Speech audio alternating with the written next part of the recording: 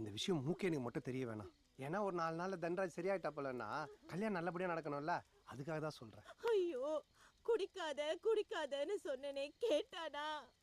இப்ப பாருங்க எந்த நிலைமையில கொண்டு வந்து நிப்பாட்டி இருக்கான்னு. குடிச்சிட்டு கீழே விழுற அளவுக்கு நம்ம அண்ணன் என்ன கேனா? யாரோ 2 பேரை துரத்திட்டு போனாரு. எனக்கு என்னமோ அவங்க மேல தான் சந்தேகமா இருக்கு. ஏய், எதிரா குட்டையை குழப்பிட்டு இருக்கிற? பெத்த தாய் தெரியாதா புள்ளைய பத்தி? ராமசாமி கொஞ்சம் சும்மா இருப்பா. ஏய், அவன் சொன்ன சாயல ஊருக்குள்ள எவர் இருந்தாலும் சரி, அவன் தலை நாளைக்குள்ள இங்க இருக்கணும். அண்ணா, அவன் எந்த சாயல்னு சொல்லி அண்ணா. அதெல்லாம் எனக்கு தெரியாது. நாளைக்குள்ள அவன் தலை இருக்கணும். போங்கடா. ஏய், வாங்கடா. டேய் டேய் டேய் டேய்.